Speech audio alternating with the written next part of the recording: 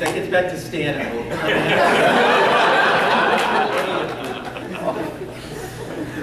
He has thrilled us with his magnificent work on Flash, Fantastic Four, Kingdom Come, Irredeemable, Irresistible, Irresponsible, whatever the hell the name is.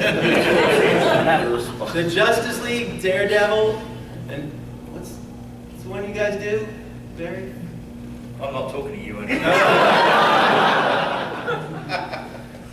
Okay, so you threw me all off now. Thanks. Empire, it's based on the Fox show. No. Yeah. The good one, Legion of Superheroes.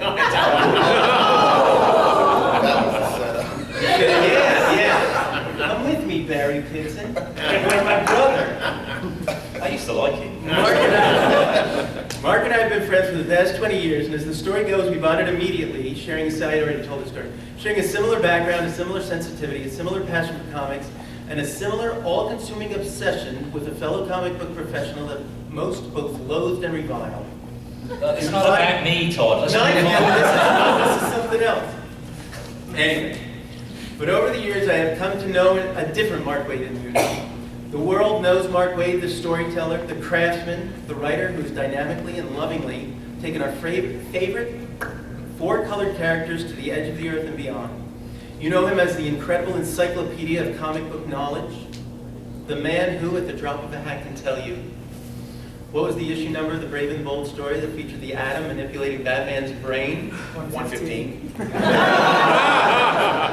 Who drew the cover of the classic Spider-Man No More issue? Oh, John Romita. Who drew the Archie Comics newspaper strip through the 1960s? Here, Lucy.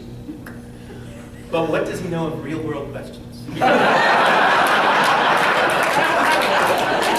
hard questions in life, the ones that matter. What is the sound of one hand clap? Just to butt into Todd's. Where are my keys? Which is the correct way to hang the toilet paper? I'm just going to talk over him. I've had enough of talking. Mark can also tell you what comic it is by the adverts on the back of the comic. There's a picture of me about 6 years old I showed him, and I'm reading the comic. And he said, "Oh, that's so-so, so-so." And I said, "How do you know that?" I said, "Oh, that was the advert on the back of that one." That's true. Sorry, Todd. Sorry to interrupt. No. It's very good. I love you. Where are my keys? I know Mark, the man, a kindred spirit, and was his pal and wingman during a time in our lives when we realized how lonely we were and how the job we had chosen, or rather had chosen us, was a life of quiet solitude.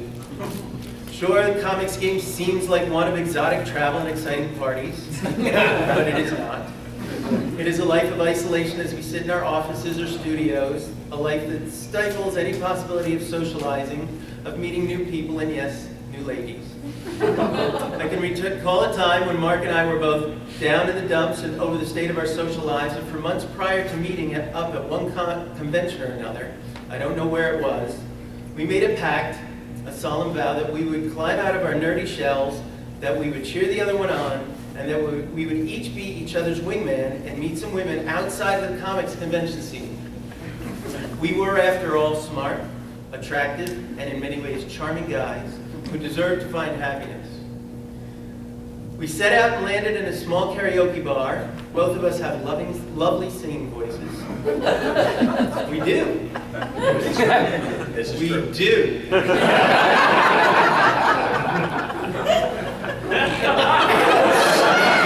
do. Gotta prove it. Later at the karaoke bar. And with confidence and support from one another, sure enough, we soon found ourselves chatting with two stunning blondes who saw us not as the shy, retiring geeks that we were, but as the cool, self-assured guys we knew we could be. It was a huge surprise, of course, later when the one that Mark was with turned out to be this huge Legion of Superheroes fan. They talked all night, and I hit mine. I guess that didn't go over very well. I have, of course, been delighted to see Mark finally find happiness he deserves. There were great pictures here. I found them on the net. They weren't those kind of pictures. I don't have anything in your house or anything like that. The woman of his dreams is his very lovely partner in crime, Christy. They share a very happy life together in Indiana or Illinois? Indiana. Okay.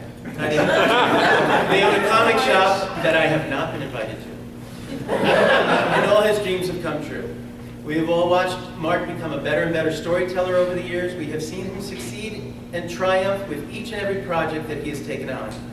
But we live in a different world these days. Scientists have now stated that many of them believe in many different worlds, a multitude of realities. Some might even call them infinite Earths. Nice job, science. We've only been talking about that for the last 40 years. Glad you got on it. There are worlds where even the smallest details are changed and everything is different. So while Mark Waid is famous and celebrated and honored here today in this room, I can't help but wonder if Mark Waid would have fared so well had he had been so successful, if he had been so as successful, if he was in fact, and you really got to see these pictures, a ferret. See these pictures? Would Mark Waid the ferret have had it so easy? Would Mark Waid the ferret have been faced with the obstacles that our Mark Waid never had? Can a ferret even type? Would Mark Waid the ferret have been able to fight through the challenges that come with being a ferret comic book writer in a man's world? Would he even have been hired by as an assistant editor at DC? Would he have been able to make the move from editorial to writing in the same way? Brian Augustine probably doesn't even like ferrets. But you know what? I like to think that Mark Waid the ferret would be able to fight the insensitive leers, the nasty looks and discriminations, that he would triumph there as much as he did here. I believe that he would still find happiness and love, although I also think that that world's Christine would have a bit of explaining to do. I believe that Mark Waid the ferret would be the greatest ferret comic book writer there ever was. And I believe that he would still be my very good friend. And there's a picture of me hugging a ferret.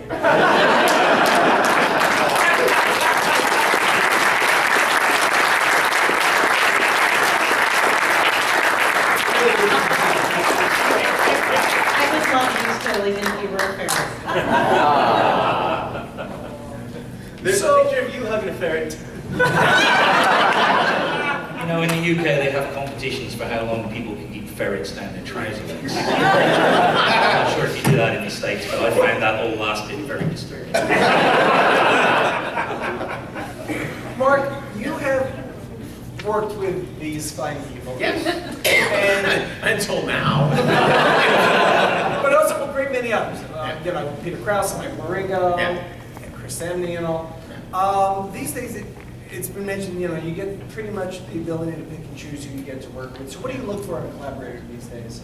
Somebody who puts story first. Like seriously, that's it. Like somebody who draws just nothing but splash pages and wants to make a cool shot and wants to sell artwork after the fact and stuff. That doesn't interest me. I mean, I want to be with somebody, and also somebody who has